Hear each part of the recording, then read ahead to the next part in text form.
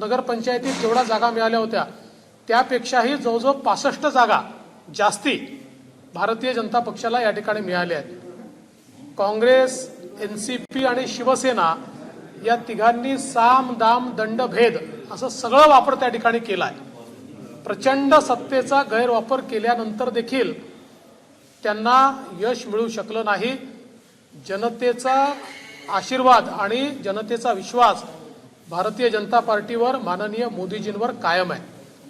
जिल्हा परिषदेच्या निवडणुकीतही गोंदिया जिल्हा परिषद आणि भंडारा जिल्हा परिषद या दोन्ही ठिकाणी मागच्या वेळी आम्ही निवडून येऊ शकलो नव्हतो. आम्ही त्यावेळेस महाराष्ट्रात सत्तेत होतो, पण या दोन्ही जिल्हा परिषदा आमच्या हातून गेल्या होत्या. आता गोंदिया जिल्हा परिषदेत तर आम्ही बहुमतावर पोचलेलो आहोत आणि आमच्या स्वतःच्या भरोशावर एखाद दुसरी जागा अजून काउंटिंग चाललाय किंवा त्यांचे रिझल्ट फायनल यायचे आहेत.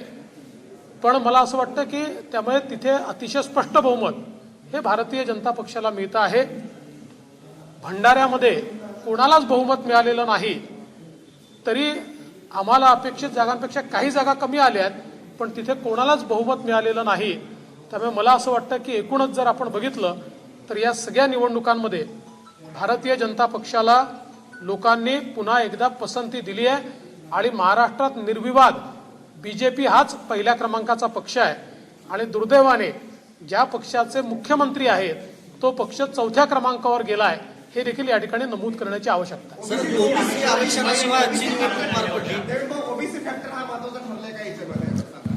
असं आहे की ओबीसी समाज हा पहिलेपासूनच भारतीय जनता पक्षाच्या मागे आहे. आमच्या पार्टीचा बेसच ओबीसी आहे, त्यामुळे आम्हाला ओबीसी मतं ही मिळणारच होती. पण हे खरंच आहे की ज्या प्रकारे ओबीसी आरक्षणाचा बट्ट्याबोळ या सरकारनं केला आणि आज तर हे सरकार सुप्रीम कोर्टात उघडं पडलं की ज्यावेळेस सरकारच्या वकिलांनी सांगितलं की आमच्याकडे डेटा आहे आणि आम्ही तो सादर करू शकतो, आणि कोर्टाने आता त्यांना तो डेटा सादर करायला लावला. मग 2 वर्ष केंद्र सरकारकडे बोट दाखवत या ठिकाणी कुठलं राजकारण हे सरकार करत होतं हे देखील आम्हाला कळलं पाहिजे. आणि आता हा डेटा सबमिट करून पहिल्यांदाच सर्वोच्च न्यायालयाने चांगली सकारात्मकता दाखवली आहे. त्यामुळे ओबीसी आरक्षण पुन्हा बहाल झालं पाहिजे अशी आमची मागणी आहे. फटका बसला असं म्हणायचं महाविकास आघाडीला ओबीसी आरक्षणाशिवाय पहिल्यांदा या निवडणुका असं आहे की डेटाच्या संदर्भातला जो विषय आहे तो आता राज्य सरकारच सांगू शकेल. पण मी पहिल्या दिवशीपासून सांगतोय की आपल्याला कुठल्याही प्रकारे जनगणनेचा डेटा द्यायचा नाहीये. पण हे वारंवार जनगणनेच्या डेटाच्या संदर्भातल्या गोष्टी करत होते. आता जे सत्य त्यांना 1-1.5 वर्षापासून सांगतोय ते कदाचित आज त्यांना समजलं आणि म्हणून त्यांनी सांगितलं. त्यामुळे डेटाच्या ऑथेंटिसिटीच्या संदर्भात सर्वोच्च न्यायालयाने एक निकाल दिलेला आहे आणि राज्य सरकारने जर एखादा रिसर्च करून डेटा दिला असेल तर त्याच्या डिटेलमध्ये सर्वोच्च न्यायालयाला जाता येत नाही असं सर्वोच्च न्यायालयाने 2020 साली एक निकाल दिलेला आहे. त्यामुळे त्याचा फायदा निश्चितपणे आपल्याला मिळेल. हा डेटा जो काही आपल्याकडे आहे तो डेटा देखील योग्यच डेटा आहे, तो काही डिस्प्यूट करणार का डेटा असं मला वाटत नाही. मला ही आशा आहे की आगामी निवडणुका ओबीसी आरक्षण बहाल होऊनच या ठिकाणी होते.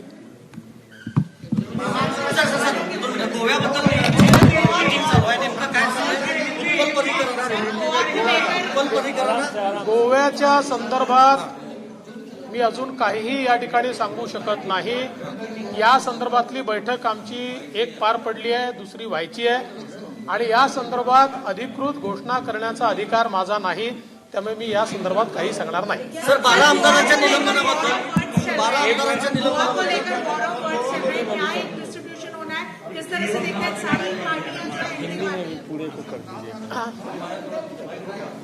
सबसे पहले तो महाराष्ट्र में जो नगर पंचायत और जिला पंचायत के चुनाव हुए उसमें फिर एक बार जनता ने बीजेपी को ही नंबर 1 की पार्टी बनाया और सबसे ज्यादा बीजेपी के लोग चुनकर आए.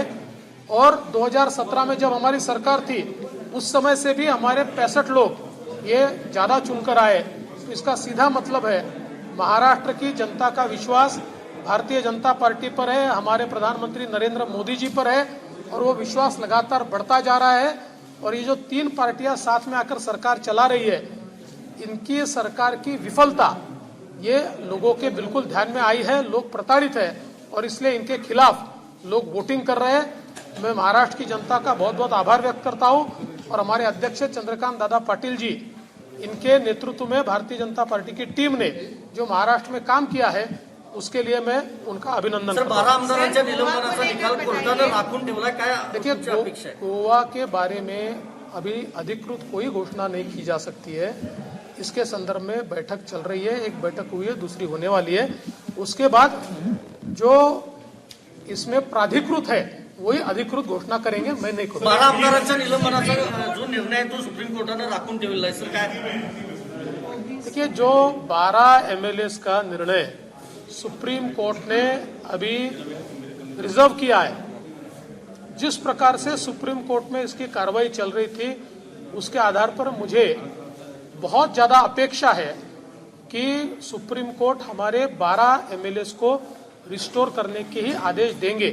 मुझे इसलिए लगता है कि लगातार जब हमारे वकीलों ने सुप्रीम कोर्ट में ध्यान में लाया कि एक प्रकार से आर्टिफिशियल मेजॉरिटी तैयार करने के लिए ये टूल यूज किया जा रहा है और ये इतना ड्रैकोनियन है कि हमारे संविधान में भी 60 दिन से ज्यादा किसी को बाहर नहीं रखा जा सकता।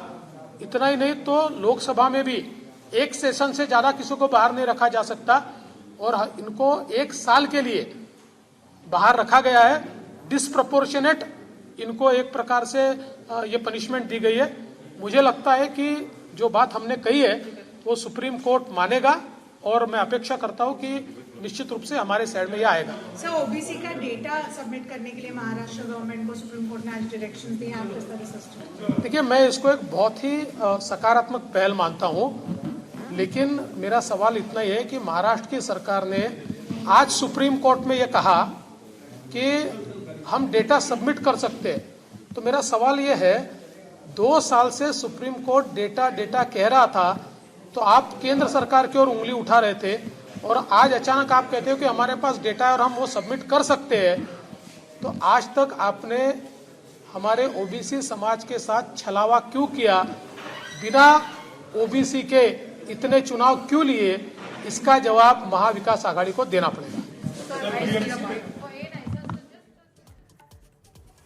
तर आपण पाहताय, विरोधी पक्षनेते देवेंद्र फडणवीस यांनी पत्रकारांशी संवाद साधलेला आहे। सत्तेचा गैरवापर करून निवडणुकीमध्ये महाविकास आघाडी सरकारनं यश मिळवलेलं आहे असा आरोप त्यांनी केलेला आहे। आगामी निवडणुका ओबीसी आरक्षण बहाल झाल्यानंतरच होतील अशी अपेक्षा आहे असं सुद्धा त्यांनी या ठिकाणी म्हटलेलं आहे। महत्त्वाची आणि मोठी बातमी आपण पाहताय, ज्या पक्षाचे मुख्यमंत्री तो पक्ष 4थ्या क्रमांकावर आहे असं देवेंद्र फडणवीस यांनी म्हटलंय।